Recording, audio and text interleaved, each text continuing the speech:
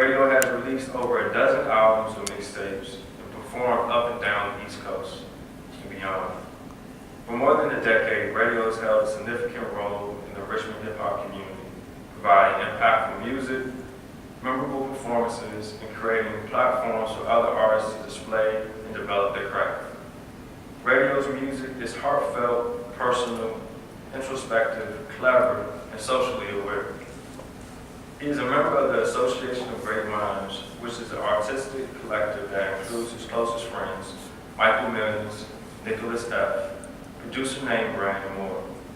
Radio's goal as an artist is to impress other artists and people to lead their fullest potential and to achieve the mastery level of whatever it is they set out to do. He believes in the power of music and the power of truth, and strives to deliver both to as many people as possible. Ladies and gentlemen, help me welcome our keynote speaker for this morning, Radio Week.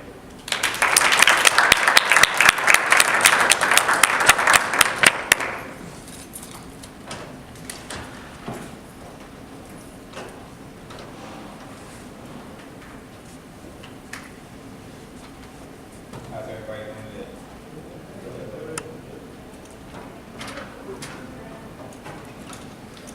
Virginia Union, so I want to say thank you for everybody that's here. I want to say a special thank you to Ricky Parker, Dr. Paige Anderson, Kimberly Johnson for putting this together, and for the fellowship and the Faith and Hip Hop Initiative here at Virginia Union. I think it's very important for faith and hip hop to coincide, as well as academia and hip hop and faith to coincide. So I'm excited to be a part of it. I'm honored and humbled to be here.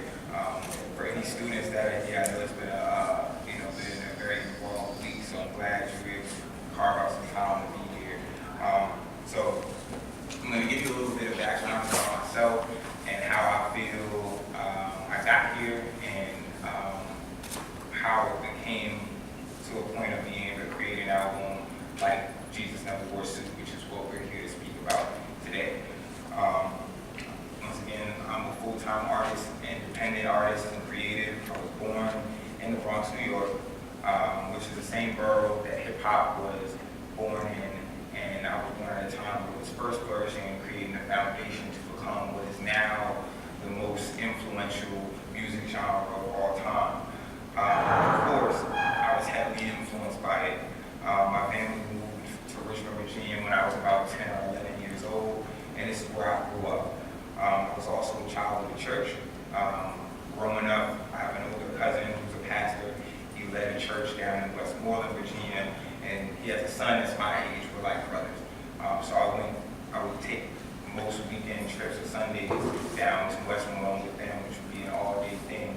And then my home church here is St. Paul's Baptist Church, so if you're familiar in Richmond, thank you. Shout out to St. Paul. My mom was a Sunday school teacher there. I was baptized there, even when it was a small church in Church Hill, and we were having a service out of the high school for over 10 years before the campus was built. So we've always been very involved with St. Paul's. So basically being a child of the golden age of hip-hop and also being a child of the church, faith and hip-hop were basically the cornerstones of my development. I was also a very well-read child. I love vocabulary, and in about the 4th grade, I was reading books like the autobiography of Malcolm X, like on my spare time. In the 5th grade, I dressed up like Malcolm, glasses and all, and recited Malcolm's speech and taught about Malcolm and for a project. Fast forward white students at the time, like looking back on it, it was like a very old thing to do. At the time, I was really like innocent and naive, and that's what I was into, and that's what I wanted to do. So we were dressing up like somebody. I was reading about Malcolm, so that's what I wanted to give. So I look at all these things and I say, it's no surprise now that I came to create an album like Jesus Never Wore a Suit. It's really my background is what led me to be able to be the person that I am now and have the foresight that I have about certain things. So I'll give you a quick story about how I came up with the title. scrolling on Instagram one night, and I came across a meme, and the meme had, I don't know if it was a suit, but the guy had a tie on and cardigan, whole ensemble, and the caption in the meme was along the lines of, "This is grown man status," and the young lady, her caption was like, "Oh, this is the type of man I respect, and this is what I look for in a man dressed like this." And I was conflicted by it immediately. For me, one, it was just cliche, and I just don't like cliche stuff. And it was really cliche, but what really kind of struck me was that we tied certain attributes to a specific style of dress that became a tradition at some point post Jesus Christ, right? So the thing I blurted out was, but Jesus never wore a suit, and that's just to myself. And immediately I said, wow, that's powerful. And I wasn't working on a project at the time, but I said, that's going to be the name of my next album. So when I looked at the attributes that we are tied to this style of dress, things like ethics, integrity, morals, professionalism, intellect. I know a lot of people that do dress in suits. Ricky Parker got a suit on today. I know a lot of people that dress in suits that do embody these attributes. I know people that dress in suits that are the antithesis of these attributes. People that we notoriously do not trust on a regular basis are people that dress up in this type of attire on a regular basis, like lawyers, salesmen, politicians. They don't line up on your most trustworthy list of people. However, you do see them dressed in this way. A lot of people dress this way because they understand the perception that comes along with it. They know the attraction that people have to the style of dress and how it looks and what they can get out of people by looking this way.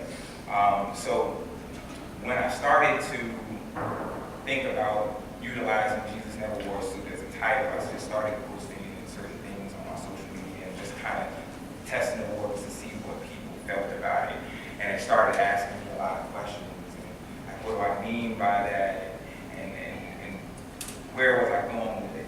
So I knew I had something, but I also knew that it was going to have to be much more involved in the original impetus that got me there. It was going to have to be much more layered. So I started to analyze why we apply these attributes. And it's all perception, right? It's all about the perception and the images that we receive and how we digest them, and then the images that we project on a regular basis. And why do we project these images to get people to look at us a certain kind of way? And really, it broke down to the core of our own personal insecurities.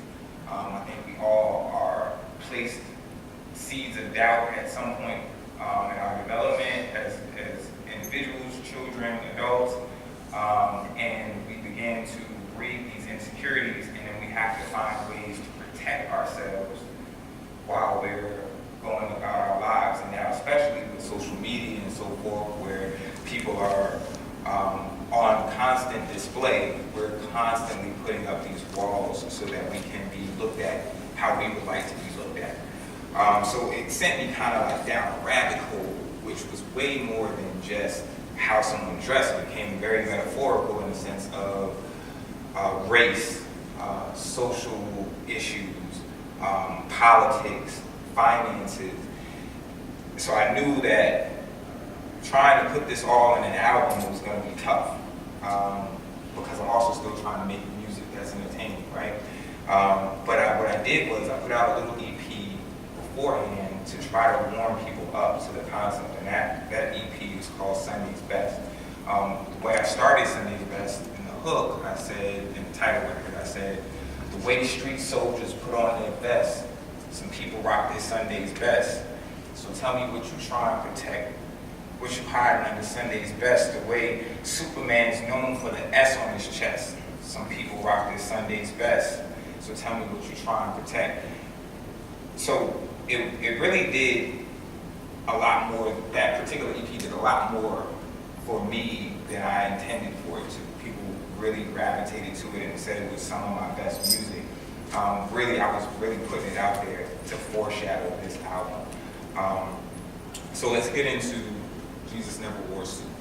When I put out the album, it was completely produced by J.L. Hodges. The cover here was done by my man G. We used the American flag image, and I know people ask why that is. I'll get into that as well. I put out a short paragraph about the concept of the album and what it meant to me. And so I'm going to give you this paragraph, and then we're going to get into some topics.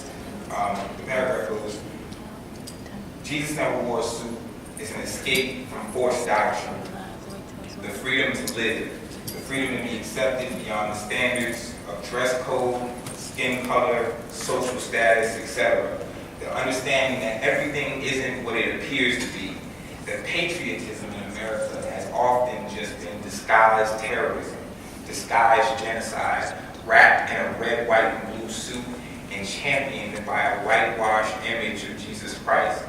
Let us get back to God. Let's not play image games with God, with love, or with truth. Truth does not come dressed up. Love does not come dressed up. All art ain't pretty. In fact, Adam and Eve didn't know to be ashamed of being naked until they had committed their first sin. We are all naked in our sins, all imperfect, but none of us are worthless. Time to strip back down to the real, to the truth. Let's take it all back before love was negotiation. So, of course, there's 16 songs on this album. I don't have plenty of verses, plenty of topics. I don't have time, we don't have time to break down the entire album, or very much of it, to be honest. But what I want to do is I want to share some excerpts from the album that I feel speak to certain suits that plague our country specifically. So there's going to be 4 suits that I'll be discussing and pulling excerpts from the album to highlight. One of them is the perception of the ghetto and dysfunction as it applies to Black America. The second one is celebrity, the internet, and social media. The third is the false image of Jesus Christ. And last but not least, white privilege as it pertains to All Lives Matter. The first record that starts the album out is called Cursing in Church. It features a friend of mine named Breeze the Poet. He's a very accomplished spoken word artist. He's been up and down the East Coast. He's been on national television. He's a slam poet.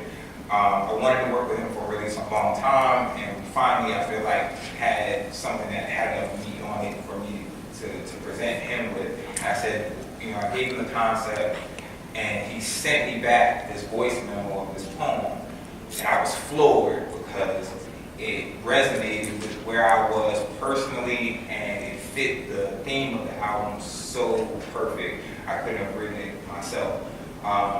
So what we did was I basically split this poem up in 3 parts over the intro of the album. So what I'm going to do is I'm going to read to you the very first part that we used, and we'll talk about that.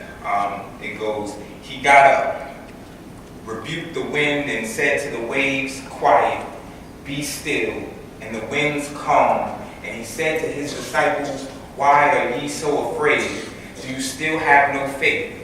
Or, although I walk through the valley of the shadow of death, I shall fear no evil. No. This poem is called, I Guess I Got My Swagger Back. The devil tried to kill me, y'all, but I guess I got the dagger back. Or, the gospel according to Bone Crusher, I ain't ever scared. Or, how to use Kirk Franklin's Hello Fear album as an oxygen mask in the gas chamber of Ghetto. Or how to use an ultralight beam as a nightlight to finish your coloring book while eating Sunday candy in the dark of doubt.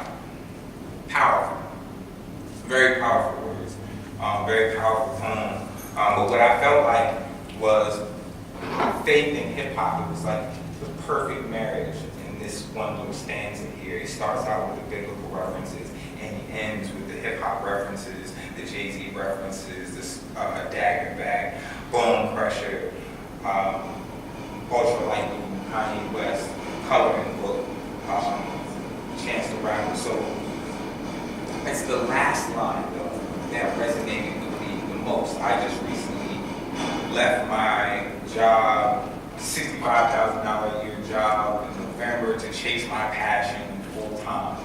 I'm not going to say chase it, to live my purpose and my passion full time, which can be a very scary thing. I have a family, I take care of my mother, my girlfriend, her daughter. So we have a family, and it's a very, to me, it's a very bold thing to do, but I have support, and I have God, and I'm faithful in that. So I'm excited about it. I did it in better circumstances than a lot of people did. I took a buyout, and here we are, right? So to me, the ultralight beam as a hip-hop reference, it is hip-hop to me. It symbolizes hip-hop to me. And it, before I get into that, let's talk about what is doubt. Doubt is the opposite of faith. I call it the initiation of insecurity. Children are not born with doubt. Children aren't born with insecurities or shame. They're born, what I say, in closest to God's image. Children are born with love, optimism, bright imaginations, faith. It isn't until they've been influenced with negativity from the world, standards, doctrine, expectations, life in general, that they receive this doubt in themselves and start to develop these insecurities that require them to protect themselves and build these walls and make decisions based on not their imagination, not their creativity, but now the standards that the world has put in front of them. So for me, that is the dark of doubt in that last line. For me, hip-hop is my ultralight beam that's allowing me to maintain my childlike imagination, my childlike creativity, my purpose that God put me here for. And that's why it resonated with me the most. So it leads us to my first verse of the album. And that goes, this is a gospel of a sinner, not of a saint. I expect nothing but judgment, nothing but angst. This between me and my people, me and my God. But I'll give you this tiny tip, since we ain't at odds. They don't want you to know your worth or know your potential. I implore you to know yourself and know it's essential. I don't care what they hold against you. More dimensions, more defenses, more defiance, more to fire, more defying, more dimension, more newscasters and sirens, body bags, body casts, lay stiff inside a mold. No more dreams to cast. Who cast this spell on us and ran the tell on us, played taps on the horns and rang the bells on us? We hear. Never coward, never die 1,000 deaths, but those 10,000 hours put some power in my steps. Who prayed for King Kunta, but I'm 10 toes down. Masterclass and them blessings, God send those down. I seen mothers kill babies, babies kill mothers, brothers kill brothers. Tell me why we kill each other, why we take pills to numb everything we from. Being slaves to the guns, glorifying the slums. They put drugs where we live, liquor where we live, cops where we live, triggers where we live, polar bears couldn't bear, probably shiver where we live, and they turn around and judge how we living where we live. So that leads us into the first suit. The suit is the ghetto and black dysfunction in America. I say this perception is shared by whites and blacks alike. How often do we say, well, why people can't do better? Why people can't prioritize their finances and their families and break away from the drug selling and the drug addiction? And why are we this way? We need to be better. We can't keep blaming the environments. Why do we want to leave the ghetto? Why do we want to stay there? We can't. It's the people. It's us. We have to be responsible for it. And on the other side of the fence, white folks, a lot that are not empathetic, will say, even worse things, that we're subhuman, lazy, and menaces to society. Sorry, I messed that up. But we have to ask ourselves, and I always say to other people of color that have these types of sentiments, is, do you honestly believe it's the melanin in our skin, it's our black skin that makes us this way, that forms these behaviors and these cycles? Is why we are unable to to break these cycles? It's our skin color? And the obvious answer, right, is of course not. No, it's not. Well, if that's the case, then we have to look at the environment, and we have to look at the cycle and how the cycle was created. So if we're looking at how the cycle was created, post-slavery, pre-civil rights, we'll just kind of summarize this. The projects were created as a project. Neighborhoods, cities were redlined and regulated to segregate black people into certain areas. Workers' unions were created to protect white jobs, and policies and even insurance underwriting were used and designed to protect white neighborhoods and prevent black home ownership. So even if you had a successful black family that was making some money, it was difficult for them to create a foundation to establish wealth. So you put all of this into a pot, not to mention post-slavery effects, the violence that black people were being subjected to on a regular basis, the trauma, the poverty, is what created the dysfunction. You add liquor stores on every corner. You publicly shame and assassinate the black leaders. You flood the neighborhoods with hard drugs, crack cocaine, heroin. You provide the guns. You increase the police presence, not to serve and protect, however, to brutalize, intimidate, emasculate the residents. You create an environment where there's lesser education for the children, and now you have this melting pot of crime, chaos, poverty, and finally you use mass incarceration to finish off what's left of the black family structure. And here we are today, still stuck in the cycle, nothing being done to really rehabilitate what's been created, but only benefits welfare given to sustain the survival of people in these conditions. So really what you're doing is after generation, just living in the same, it's just like Groundhog Day. And we look at this, if you've been out of it, you were blessed enough to not be in those circumstances. It's easy to look at someone and say, well, think your way out. You get individuals that break their way out on a regular basis, but until there's some real rehabilitation done in these environments, in these neighborhoods, there's not going to be any real change. And it hasn't been. So that's that. The next record is called Can't Swim, So I Walk on Water. The hook goes, God, every time we talk, I'm feeling naked in my sins. I know I don't deserve it, still you blessing me again. I swear it's like a miracle, though, every time I win. They say he did it once, let's see him do it again. Every time we talk, I'm feeling naked in my sins. Feel it's like a miracle, though, every time I win. They say he did it once, let's see him do it again. He only walk on water because he really can't swim. Now, we know all successful people have haters. We know Jesus had haters too, so of course, as he was walking on water, I'm sure there was one guy at least on the side that said he probably only walking on the water because he can't swim in it. So, I mean, that's where the hook comes from. But the first verse gets us into our next suit. The first verse goes, in a world where all publicity is good publicity, you can't shame the shameless. Sports, drugs, and entertainment. Anybody can be famous in 15 minutes, and anybody can be nameless in 15 minutes. Who's going viral faster? Better yet, who's going to spiral faster? Bible study. You can't serve two masters. They liable to lie to you, clickbait, or push an ad to you. They market to you based on what you Google. Think I'm busting a screw loose, mind twisted, but mind gifted. My fine line between time traveling, time missing, time wasted. A homie told me money was time, but if that's the case, why can't I trade money for time? It's funny, with time, nobody's gonna give that back. I switched that back like Adam when his rib got cracked. I share the world with you and I, no suit and tie. Let's take it all back before love was negotiation.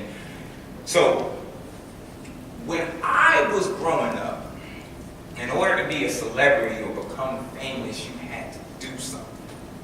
Like you got on TV for being a comedian, an actor, an athlete. The most talented, famous people I knew were models. But now I'm not going to say they're talentless either. There's a talent to modeling.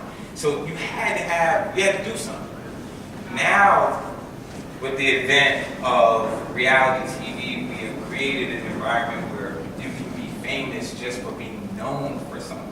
So you can be on a reality show because you were an heiress to a rich family, or you had a sex tape out, or something happened, or you just were put in an environment. They took 6 everyday people and they put them in a house together, and now those 6 people are famous just for being on this show. So basically what reality TV did is it normalized the concept of everyday individuals being famous and being celebrities. And then through the internet, we were introduced to social media, which basically gave everyone a platform for their own personal reality shows. And I feel like what we have now is just everyone putting on their best fronts, showing their highlights, some that even like to give you expose the drama of their lives, just like their favorite reality shows. And it's really all just to create a reaction, to get attention. So we become flooded with constant content of everyone just giving you their Sunday's best. It's a gift and a curse. As an artist, I have to say it's a gift because it allows me to get directly to the people without having to go through a label or anything else. I'll be honest with you, if it wasn't for the internet, I probably wouldn't be standing in front of you today. It's a great tool for me.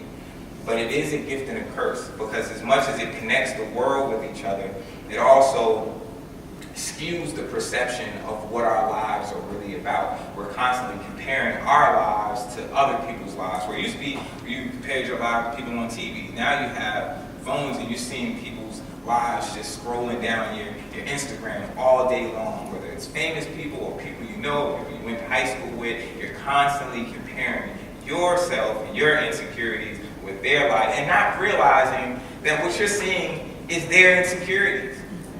That's what you're really looking at. So it's really something that we have to be aware of because it can really consume us in how we're making our decisions and the things that we're doing. The next suit that I want to talk about, the next record I'm getting into is a record called Freedom to Live, and that addresses the false image of Jesus Christ. The record starts out, I was hand-painted by God with a bucket of melanin, painted in Christ's image. Tell me what you've been telling them, what you've been selling them. Subliminal supremacy. I know you see me as the enemy. Jesus never wore a suit, never wore white skin. I'm not being racist. I'm just being technical. See, by now we all know, right, that Jesus Christ wasn't a white man with blonde hair and blue eyes, right? We all know that, right? Everyone in here aware of that? I think we know that geographically, historically, biblically, that just wasn't the case. However, that is the image that's been portrayed and promoted and still is throughout the entire world. And let's ask ourselves why that would happen. This is not something that was done innocently. It wasn't something that was done out of ignorance. It was very strategic and purposeful. The purpose, you ask, supremacy. Power. If you can make the image of God look like your people, then as the religion spreads throughout the world, automatically create an inferiority complex among other people that don't look this way, and you create a superiority position for your people. This was done intentionally for no other reason but this, and obviously it's worked very well. Which leads us to our last topic, which is, and our last suit, which is white privilege as it pertains to all lives matter. The reason why I say that is that all lives matter to me is just nothing but a byproduct of white privilege. All lives matter is not an entity. It's not a cause. It's not a support group that goes out and fights against injustice of any kind for any group of people. However, it's simply and utterly a rebuttal for Black Lives Matter. It's a cop-out. It's used in a way to undermine the purpose of Black Lives Matter, to demonize the Black Lives Matter movement, as if we are implying that only Black Lives Matter. which obviously is not the case. I mean, what we are saying is that Black Lives Matter as well, because clearly Black lives are not held in the same regard as white lives or really any other race in this country. We are seeing on television and social media our men, our women, our children targeted and slaughtered in broad daylight with no consequences. And it's that lack of consequence is what makes us feel like Black lives don't matter in America. If it's not just the violence. So oftentimes the rebuttal for Black Lives Matter is black on black crime, right? But the difference there is if a black person is caught taking the life of another black person, that's 2 lives lost. They're going to jail. Whereas a police officer can take a black life and there are literally no responsibility, no consequences, no punishment. And we've seen this over and over and over again. And that's what incenses people, and that's what creates such frustration and anger and turmoil in our country. That leads us to the very last piece of my album that I want to share with you, which is a song called When 16 Ain't Enough. It started out as a poem. I actually had challenged myself to enter a poetry slam. I'd never written poetry before, so I wrote like 3 poems for this slam. And I actually won the slam. If you're ever familiar, if you're looking around in the city, it's Writers Den Poetry Slam. It's led by a friend of mine named Roscoe Burnhams. It's some of the best poets in the city participate in the Writers Den Poetry Slam. And I actually won this particular slam, which was cool. I ended up using this poem for my album and making a song out of it.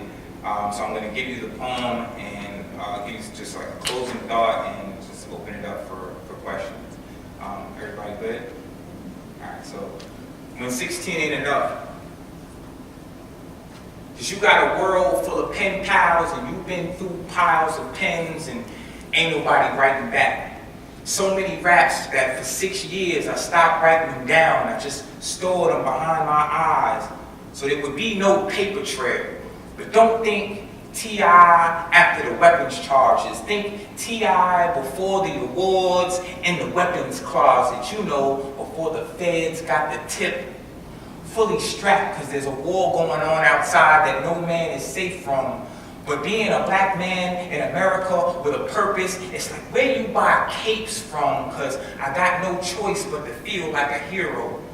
All of the plots and obstacles against me are nothing short of diabolical.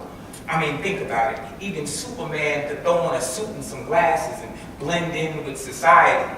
Even Batman had a trust fund and white privilege and that Bruce Wayne notoriety. But what do we have? How do we protect ourselves? I mean, even if we didn't want to fight, which most of us don't, how do we avoid the plight our skin color carries? Routine traffic stops that aren't so routine, considering the only reason I was stopped was, well, I don't know. I was never told. I remember almost being handcuffed for white cheddar popcorn that spilled on my passenger seat.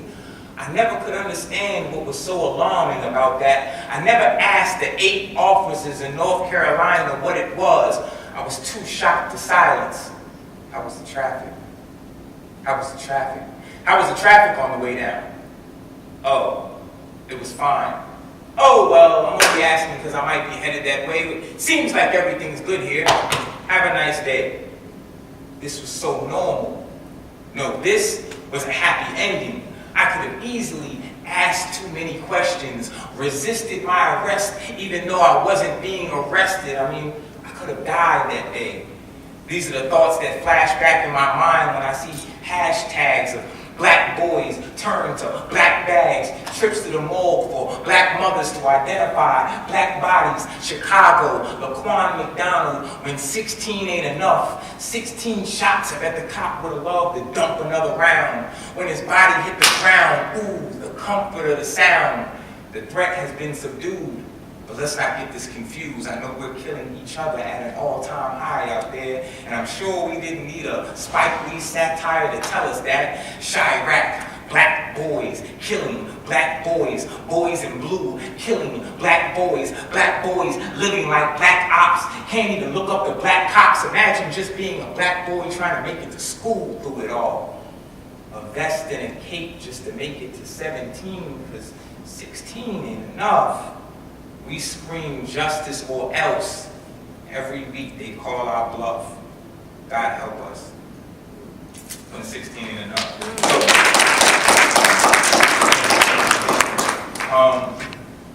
So Jesus never wore a suit.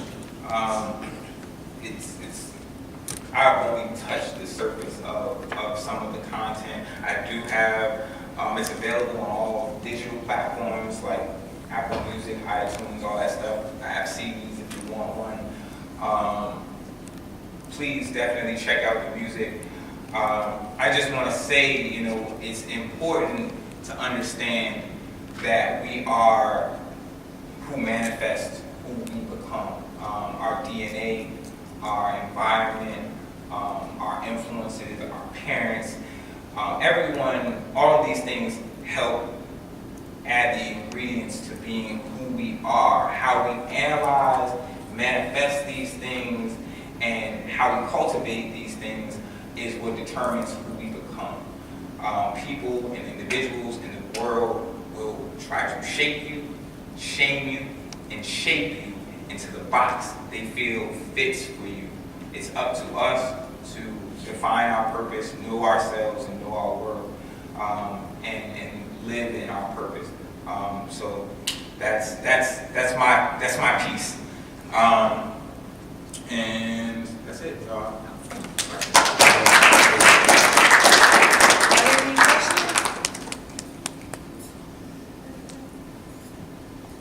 Hearing none, I guess I just want to make sure we thank you for your time, thank you for your talent, thank you for bringing this to Virginia Union. I guess one of the things that I wanted to say to the audience, and I'll continue to say for the students who aren't here, is that what I think you represent is everything that our students believe they want to do, right? They believe they want to come here, find some sort of information, if you will, in the form of their education to pursue their passions, right?